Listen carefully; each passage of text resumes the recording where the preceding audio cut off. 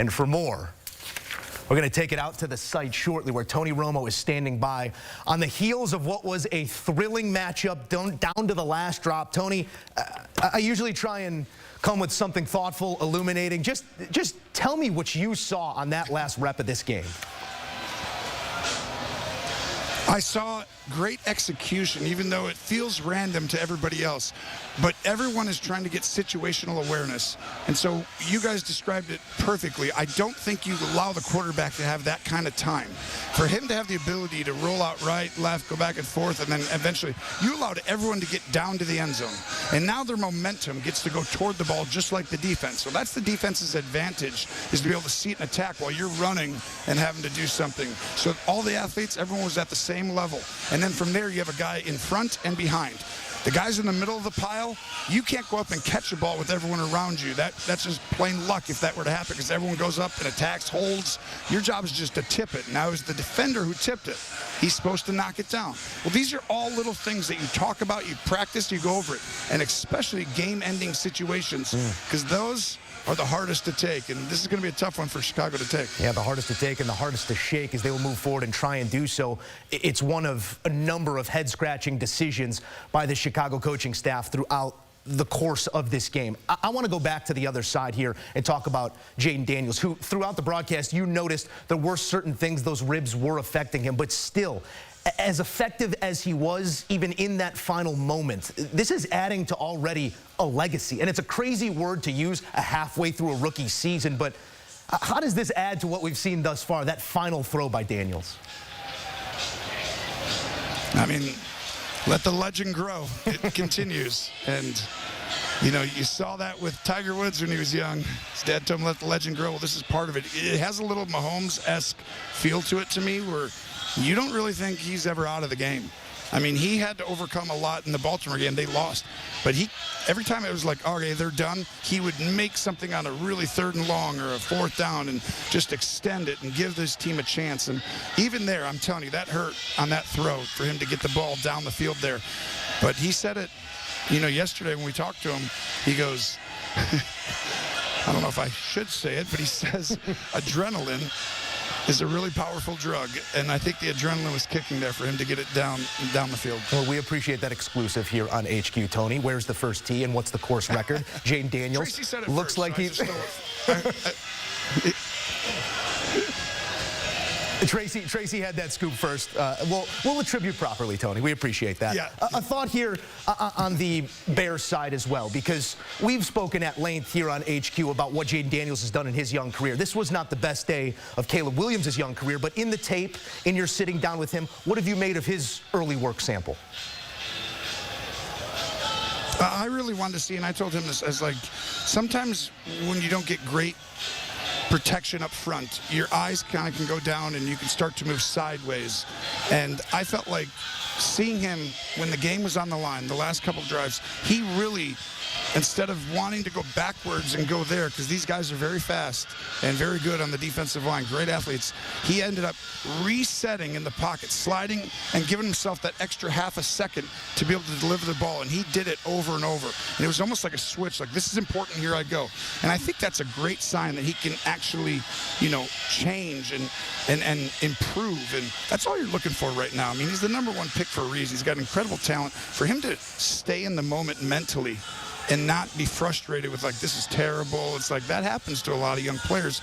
He's like, it doesn't matter. Let's just go win the game. And I thought he did give his team a chance. And outside of a Hail Mary, he would have actually been given a ton of credit for the way he played in the 4th quarter. Yeah, Caleb and the Bears, opportunities to let go of the rope a number of times in this game. They did not, but a prayer answered at the buzzer. The great Tony Romo. We will talk to you next week, pal. Thanks, guys. Joe Musso back in the mix alongside the 2-time champion Bryant McFadden. Mac, you know I got Bears questions. We're going to tuck those because the headline obviously goes to Jayden Daniels and what he was capable of and able to do in this game, even with that rib cartilage affecting him, and we did see it affect him at times. This young man is special, and we've sat and we've tried to make sense of, is it the system? Is it the guy? How much of this is it going to be when tape gets out? I mean, this is moments like this. They tell you something, too, that a box score can't, what this man is made of. What did today tell you? He's a winner. He's a winner. when you look at the Commanders as an organization in 2024, they're the total opposite than what we've watched in 2023, 2022, 2021. And that's solely because they have a winner at the most important position, which is the quarterback position. And outside of Jayden Daniels being a winner, he is a guy that is highly respected in the locker room.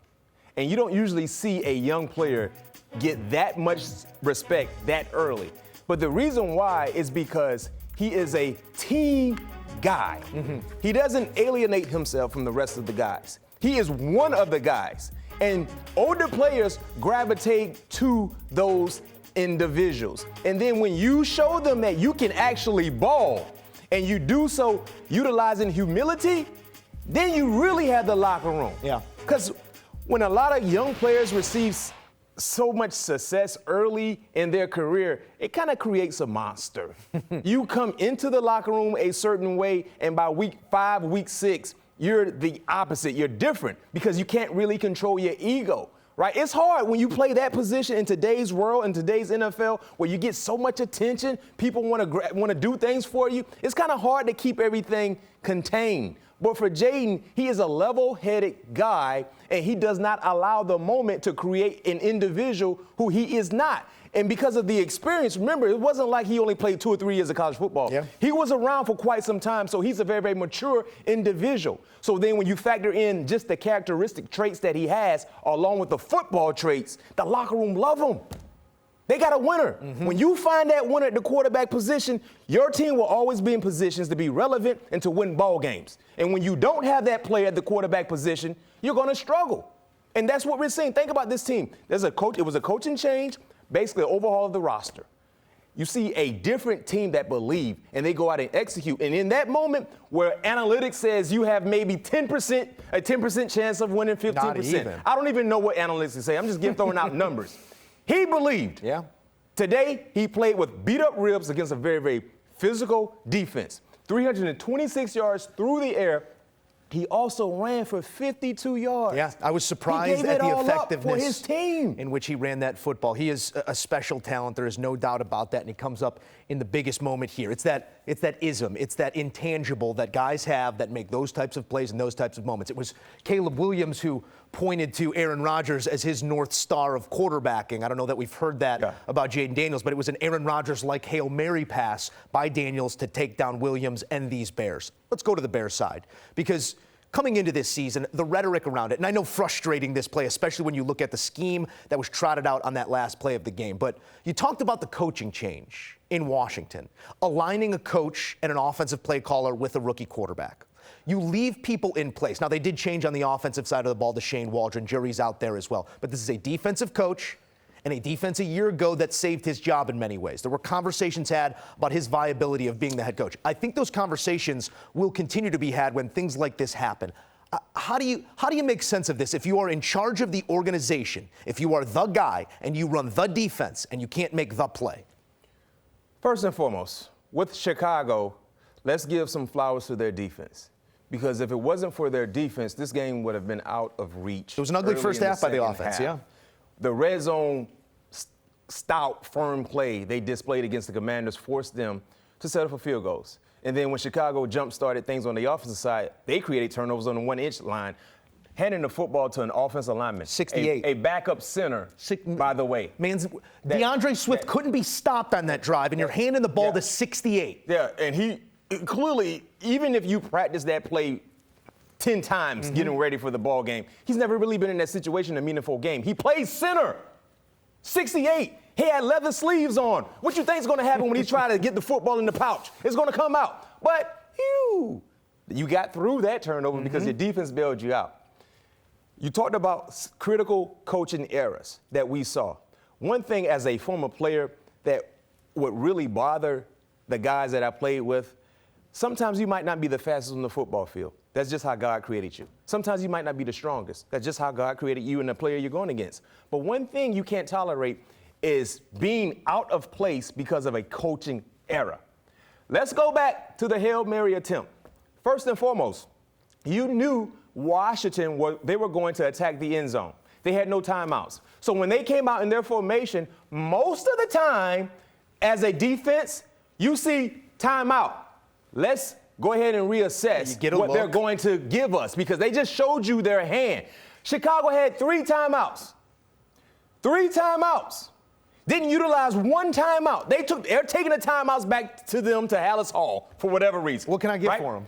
Secondly, the other area I would like to highlight, when you watch the beginning of that play, they only rushed 3 guys. 3 defenders rushed against a mobile quarterback. And you had a spy to spy Jayden Daniels. Why do you have a spy spying a quarterback when you know good and well he is not trying to attempt to run the football 60 yards to score a touchdown? He has to throw it. That didn't make any sense because now you allow Jayden Daniels to have all the time to run left, to run right, to run back, to run right, to run left, and throw it. You gave him time to be comfortable to attempt to attack the end zone, and he did. And the last thing I'd like to highlight with that, when I watched the 3 rushers that was rushing the quarterback, you know who I didn't see rushing? Montez Sweat. Montez Sweat. He is your best pass rusher. So if I haven't looked, I'm trying to get some information because I don't know if he was injured, he was cramping. I don't see anything yet, but I'm still waiting because I don't want to jump the gun about Montez Sweat not being on the football field if he was injured. But if Montez Sweat was healthy and he wasn't on the football field and you had 3 timeouts, heck, if you only had 1 timeout and you don't go get your best defender who is an edge rusher on the football field to help rush Jayden Daniels, you had him on the sideline, you deserve to lose. You deserve to lose. You got exactly what you was trying to get. And it felt like that throughout the afternoon, that this was a team that deserved to lose this game. Chicago did not show up for a first half. Offensively, the play calling was disjointed. There was no rhythm in anything they did. And at the end of the day, they say ball doesn't lie in a different context. Maybe the ball didn't lie here. Defense, you had an opportunity. Your defense did tonight outside of that Hail Mary attempt what they've done the entire season, Joe. So what now? I mean, tell me what it's going to be like for a guy like Jalen Johnson, who leads that defense, a guy like Montez Sweat, who leads that defense, to walk into Hallis Hall on Tuesday, to look at the head coach and say, let's get on to the next one. Well, when it comes to leadership, when you have leadership in the building, your leaders step up, right? And you got to take this on the chin. It's unfortunate, but you still have a lot of ball left to be played. But it hurts for the fans when you know this is a game you're supposed to win because it's a very, very sticky, lengthy season, very, very competitive. You don't want this ball game to be a reason why you don't win the division. You don't want this ball game to be the reason why you don't go to the playoffs. You don't want this ball game to be the reason why you got to go on the road in the playoffs because you're supposed to win this ball game. But when it comes to coaching, this is where you got to understand and say, you know what? We screwed up. We had timeouts. We should have used one. We gave them too much time. In a Hail Mary attempt, you know what I say? Coach, rush 4 or 5. At the bare minimum, rush 4. But if you want to rush 5 and let's drop 6 to protect the end zone, let's do so. Because if you rush 5, somebody's going to get free where he's not going to be able to run left, run right, run back, run forward, and throw it. You had a spy. What was a spy for? I'm still trying to figure that one out. That's more confusing than not having Montez Sweat on the football field. You had a spy who was spying him and just kind of playing mirror tag. You're playing 10 on 11. Yeah, like where Jayden go, you go, but you're not even rushing. It made little sense, and I'm not sure that anything a head coach could say would offer sense to it, but it's a long plane ride home. That plane ride going to feel like they're coming from London to go back to Chicago. Take me back to London where it was a win. I will offer this not as excuse, but as context. We must remember Kyler Gordon, Jaquan Brisker, the 2 top safeties for that team, were out for this game. Yeah. I only say that. You know what? I only say that to say different collection of bodies at the goal line trying to knock that ball down. Didn't matter. And he didn't really miss those 2 outstanding players throughout the flow of the game because the defense really did a good job. Remember what I said earlier? When it comes to completing a Hail Mary, execution is needed, but luck is needed more than anything. Yeah. You got to be lucky. You got to either have a lucky bounce or lucky tip. Something has to work in your favor. Don't help the other team's luck, and it seems much of that scheme there on that last play. Don't help them. It's tape they will sit, they will look at, they will hand ring over, but they got to move forward. The Bears have a couple big games coming up here before divisional play starts. Almost exclusively divisional action on the way home for Chicago. This would have been a big one for them. Instead, it's a massive moment for Jayden Daniels and the Washington Commanders. Here's what happens when the top 2 picks in a draft meet. This time it's number 2 over number 1. Remember a year ago, Bryce Young did take down C.J. Stroud, or their teams did. We'll give collective efforts there. What does that mean today? I don't know. But this was a fun one, a wild one, a prayer answered as the Commanders take down the Bears.